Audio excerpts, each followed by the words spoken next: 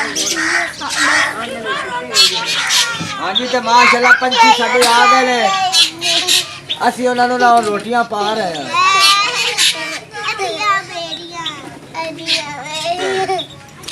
बिस्मिल्लाहिर्रहमानिर्रहीम। अस्सलाम वालेकुम तमाम मेरे भाई बहनों, खुश रहो, आबाद रहो, सारे दवा हमेशा साढ़े नाल ने,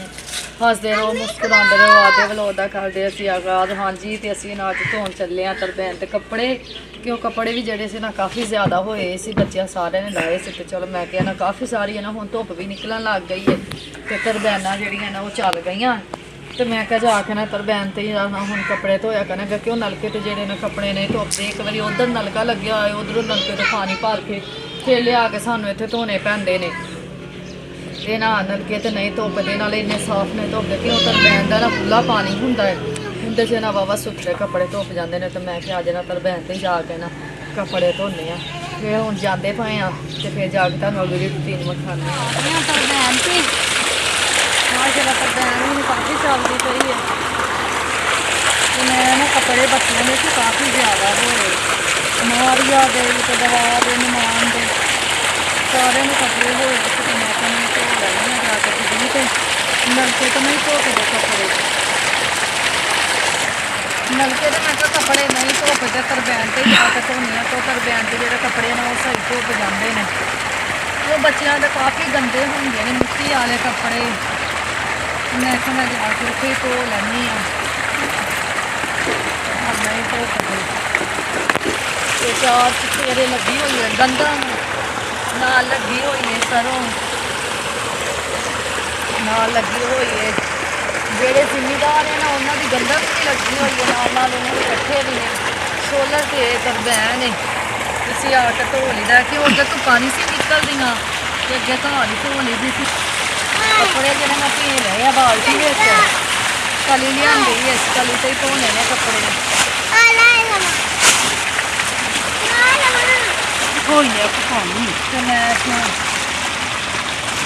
बच्चे गए ने स्कूल, स्कूलों खुल गया है, बच्चे तो हूँ चल गए ने स्कूल, दवा भी स्कूल गई है, मारिया भी, नमान किन्ने बच्चे गए ने स्कूल, माशाल्लाह नमान के जोड़े ना पेपर शुरू ने अल्लाह कीता, वो तो फिर चल जाता है 7 बजे स्कूल, क्यों साढ़े तो काफ़ी दूर पे आई जाता है स्कूल, एक दिन नहीं दे दे अद्धर आके तू ही धो ला, इधर नहीं धोपदे, उन्होंने कपड़े जोड़े ना पी के रख ले ने, मैं कहना 10 मिनट जरा भिज रैन, उन्नी देर ना आ कपड़े मंगा लैनी आ, काफ़ी सारे धो लाए नहीं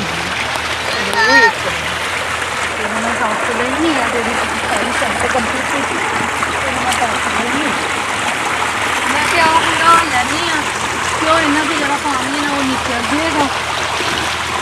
पानी निचड़ के ना फिर कुछ धोले हो जाएंगे, क्यों इन्ने बस नहीं तो फिर जो ना सिर से जाते भी नहीं कपड़े, इतने लाके जो सामने जो घर है कच्चा सड़क परे उतों पिछा रहे, काफ़ी दूर पे आ जाती है तरबैन, धो के ना इतने रखी जानी आ,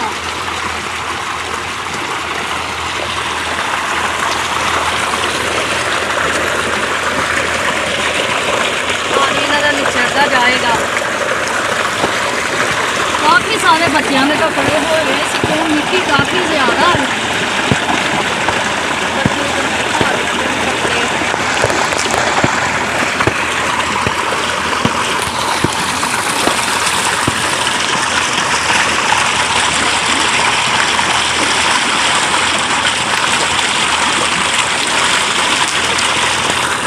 खुले पानी में जो कपड़ा है ना वो सुखड़ा निकल जाता है, पानी नाल कपड़े बहुत साफ हो जाते हैं,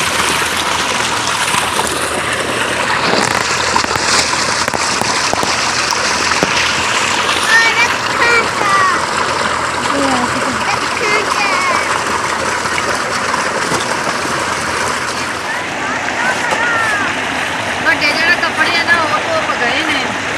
दवा होना नमान होना रह गए, साढ़े को तो मशीन है कोई नहीं, अस धो लाने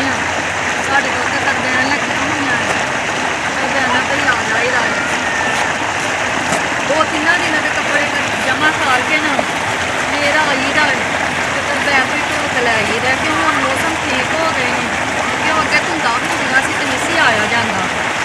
तो हूँ चंगा टीका धुप निकलन लग गई है इंशाअल्लाह हूँ ना तरबैन से ही आया करांगे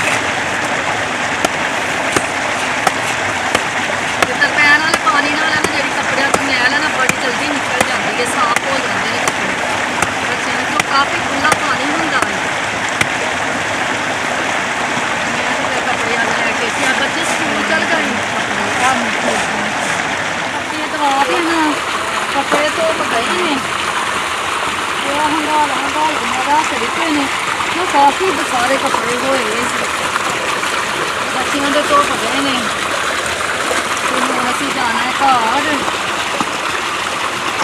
ਦਵਾ ਨੂੰ ਮੈਂ ਕਿਹਾ ਕਿ ਉਹ ਸੁਣਾ ਬਣਾਇਆ ਕਿ ਕਿਸੇ ਦੇ ਹੱਥ 'ਚ ਚਲੋ ਦਵਾ ਸਕੂਲੋਂ ਆ ਗਈ ਹੋਏਗੀ ਕਿਸੇ ਮਗਰ ਚਲਾ ਦਿਓ ਹਾਲੇ ਤਾਂ ਦਵਾ ਹੁੰਦੀ ਮਗਰ ਆਈ ਕੱਪੜੇ ਜਿਹੜੇ ਨਾ ਸੁੱਕਦੇ ਨਿਕਲ ਆਉਂਦੇ ਹੰਗਾਲੇ ਬਹੁਤ ਸੋਹਣੇ ਲੱਗਦੇ ਨੇ ਅਗਲਾ ਮੈਂ ਕੱਟ ਦਿੱਤਾ ਸੀਗਾ ਅਗਲਾ ਜਿਹੜਾ ਅਗਲਾ ਬਣਾਇਆ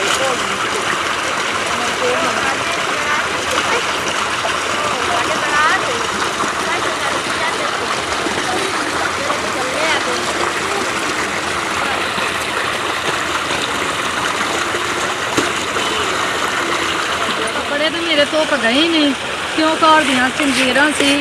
मैं कहा चलो भी तरबैन से लै आनी उत्थे धो लियावांगी तो है कपड़े वाला बुरश नहीं है ये साडा चंगेरा वाला अलग बुरश जिहदे नाल सिर्फ असी चंगेरा धोई दे कपूने धोई दे ने मैं कहा चलो चंगेरा भी नाल ही लै आनी मैंने सरफ के नाल धो लियावांगी तो काफ़ी गंदियां हुई सी बच्चियां ने ना उदन साग खादा है कि जो साग से ना वो छाबियां के विच लग गया सी तो मैं कहा चलो ना छाबियां धो लियाने गंदियां जड़ियां छाबियां ने चंगियां नहीं लगदियां क्यों मेरा जो सौहरा है ना उन्हें मेरी सस की ध्यान रखनी होंगी है कि जी कोने च मेरा असी इसे तो साफ ही रखे दे ने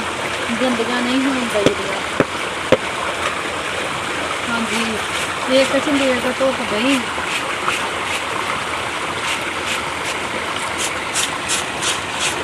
जिसा जिसा धोना